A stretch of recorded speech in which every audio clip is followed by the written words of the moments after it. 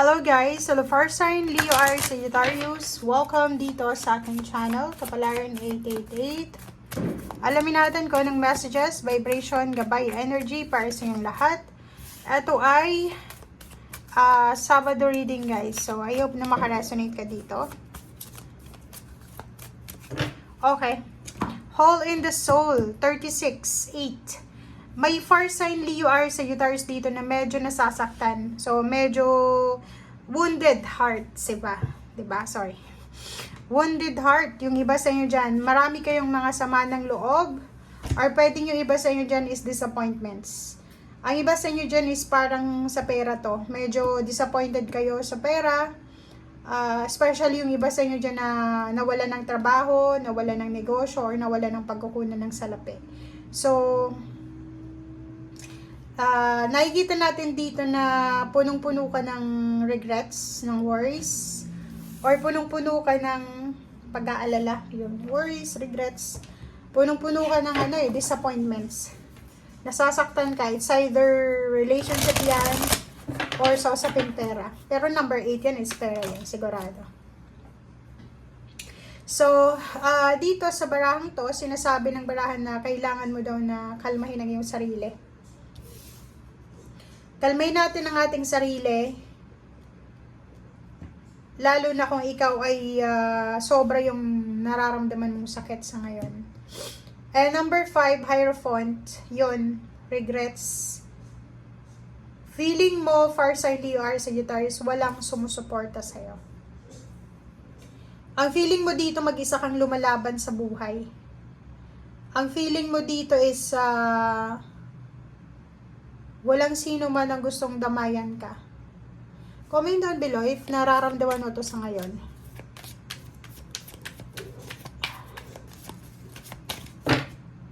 Or pwedeng in a relationship ka sa isang water sign. And parang feeling mo, parang nasasaktan ka sa mga sinasabi niya. Or parang mayroon siyang mga kailangan na hindi mo maibigay. So, medyo painful yun sa'yo. Ace of Swords, sinasabi ng baraha sa'yo dito na huwag kang masyadong mag-alala. Kasi ano man itong nangyayari sa buhay mo ay posibleng malapit na tong matapos. So if ever na naghihintay kayo ng kung ano man to na hinihintay nyo, sinasabi ng baraha sa'yo dito na it's either ngayon, bukas, or makalawa, or pwedeng sa 2024, January, darating kung ano itong information, ano itong balita na hinihintay mo. So, naghihintay ka, parang yung decision making mo is parang naka-base sa isang information, communication na darating. So, may hinihintay ka dito eh. Hindi ka makapag-decide kasi kailangan mong hintayin. Sorry guys.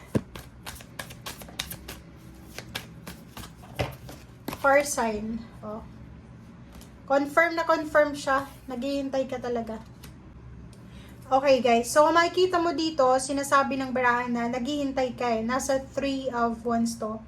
Ang tagal mo nang naghihintay, fire sign. Pwedeng naghihintay kang matapos yung problema mo pinansyal, yung pera, naghihintay ka na makapagpatapos ka ng pag-aaral ng mga anak mo, or pwedeng ikaw ay naghihintay ka ng retirement mo, or kung ano man itong hinihintay mo, pakicomment sa comment section.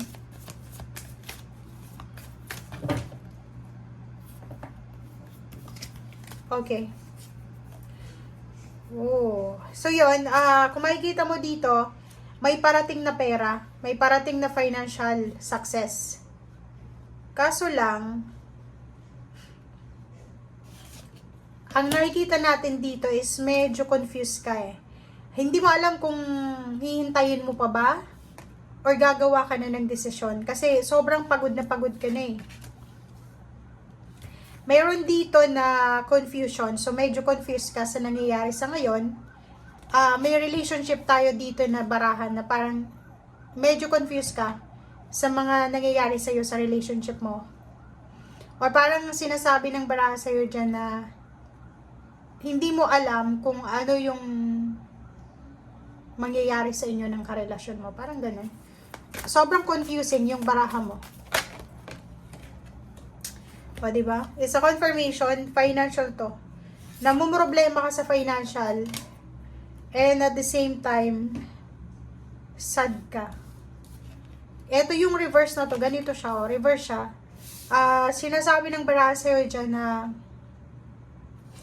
kailangan mo ng ng confidence, pero parang mahirap magkaroon ng confidence, lalo na kung lahat na sinubukan mo, lahat na trinay mo, lalo yung mga unemployed dyan, nag-apply sa lahat ng klase ng company, lahat ng trabaho, in-applyan na, nag-pass na ng resume, or kung ano pa man na biodata, pero walang tumatanggap, parang gano'n. So, disappointments. Feeling nyo ang daming competition. Lalo na yung iba, medyo overage na. Okay, Nine of Cups. Nakikita natin dito na isang mabilis na balita ang pwedeng matanggap mo. It's either today or tomorrow or the other day. And ang balitang ito ay pwedeng ito yung maging dahilan para maalis yung confusion mo. Ano ba yung balitang yan? Tingnan natin. Wow. So, yung balitang ito is pwedeng magbigay sa'yo in the family, whole family, ng satisfaction. Pwedeng magbigay ito sa'yo and the rest ng family mo ng happiness.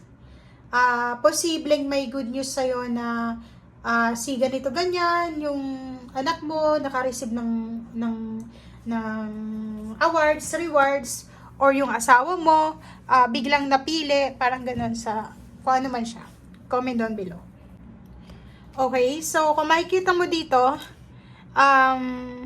may mga tao sa paligid mo na pwedeng i-push ka na maging masaya. May mga tao na pwedeng tulungan ka sa kung ano man itong pinagdadaanan mo, lalo na sa financial. Nakikita ko, sir, dito na napakalaking leksyon ito sa buhay mo ngayon eh. Parang yung nangyayari sa'yo sa ngayon is parang lesson in life to.